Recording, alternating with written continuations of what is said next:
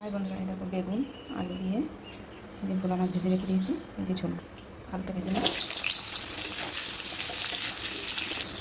এখানে আছে আদা আর লঙ্কা বাটা, জিরা ভেজে রেখে দিয়েছি, পেস্ট করে নেবো। সেই আলুটা একটু লাল লাল ভাজা হোক। আলুটা একটু ভাজা হয়ে গেছে, তুলে নেবো। বেগুনগুলো ভেজে নেবো, এভাবে একটু ভেজে নেবো লাল করে।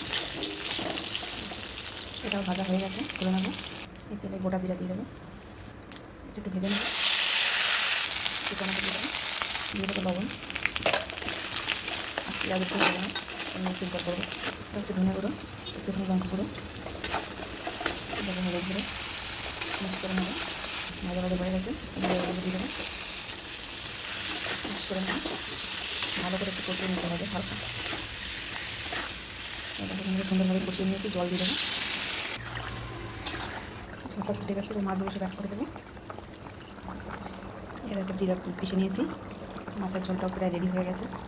এবার জিরাটা দিয়ে দেবো। ফাইনালি আলু গলে গেছে, তরকারি রেডি। ধনিয়া পাতা নেই তাই দিচ্ছি না, ধনে পাউডার দিয়ে দিয়েছিলাম। ফাইনালি ভাজিটা রেডি, মাছের ঝোল, ভোলা মাছের বেগুন আলু দিয়ে। কেমন হয়েছে কমেন্ট করে জানিও। ভালো লাগলে লাইক কমেন্ট করো। আর যারা পুরো ভিডিওটা ওয়াচ করেছো তাদেরকে ধন্যবাদ।